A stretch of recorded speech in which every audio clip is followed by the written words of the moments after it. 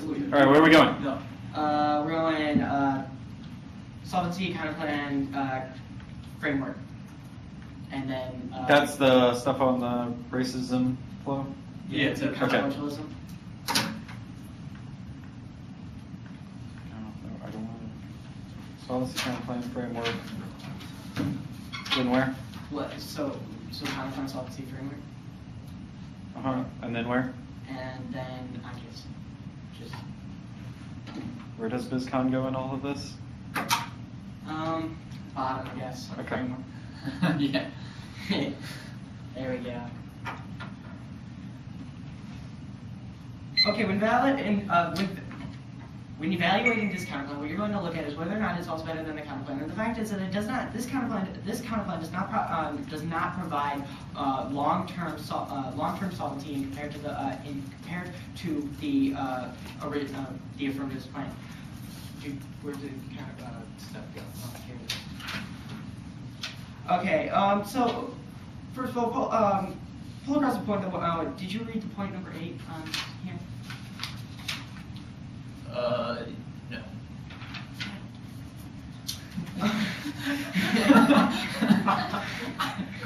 That would have been good though. Son of a bitch. What you're going to look at is the counterplan does not solve better than the original plan. Group of throw me your flows. I need them.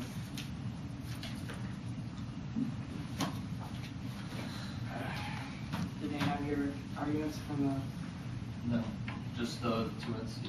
Dude, I need this course counterplan stuff. Okay. You know what? Throw counterplan on the bottom. Okay. Because we're not ready for that. Okay. What it come? Solvency. Let's go there. Okay. We're being accused of saying that we in fact increase racism. We're not. In no way do we actually increase racism. Even if you buy the chance that racism is still going to exist, this does nothing but mitigate our impacts. You're not going to vote us down just because we don't. In no way do we actually increase racism. If anything else, then there's still going to be racism. Okay. On the consequentialism. Okay. They keep saying that on consequentialism, the negative keeps claiming that they have the ultimate right to life, that their nuclear scenario and extinction outweighs the consequentialist framework. Just pull across our Callahan in 1993 that the focusing on the need to survive results in panic that leads to sacrifices worse than life, such as dehumanization. As long as they keep claiming that we need to survive, that we need to avoid nuclear destruction, that we need to grasp onto life with disregard to the consequences of what would consequences and the sacrifice that will be made in the name of survival, then they're going to tie directly into this tied directly into the Berube 97 evidence, which pull across the Berube 97 evidence, which stated that dehumanization isn't possibly the worst thing around. You need when evaluating around what the judge frames views is in this consequentialist framework. There's no way they can escape this. As long as they advocate consequentialism, then they're going to feed right back into the impacts that happened because of how the impacts of the consequentialist framework actually increase these rights violations and lead even more hardcore to the impacts of dehumanization. Okay.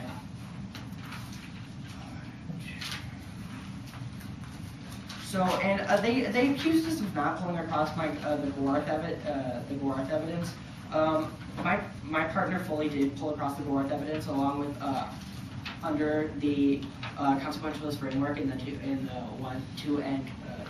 2AC. So extend across the board in 94. The indirect effects of the plan are irrelevant.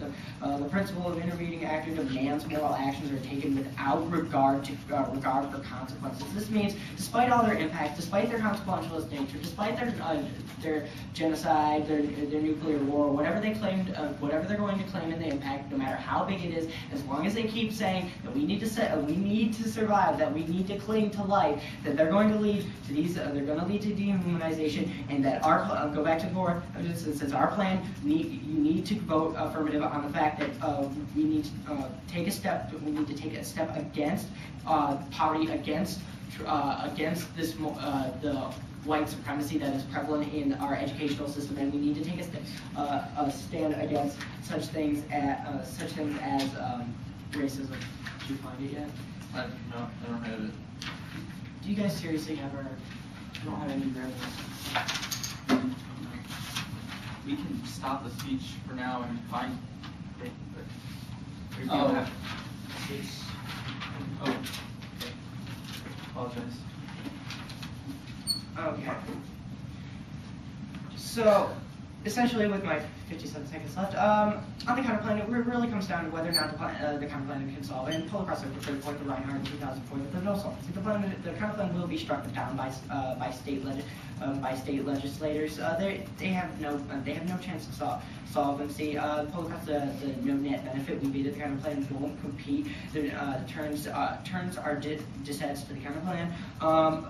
Only the pull across the Kamerinsky in 03 that only the Supreme Court can solve. Lack of political will otherwise enforce. This means that we still, as long as the affirmative has at least 1 point of solvency, and this is guaranteed to the Kamerinsky in 2003, then you have to look at the deontological framework. You have to look at the fact that we must reject racism at every stance, even if we can't effectively solve. Our Gorth evidence says that you must take a stand. And our Barnett in 1991. We have an urgent obligation to take a stance against racism.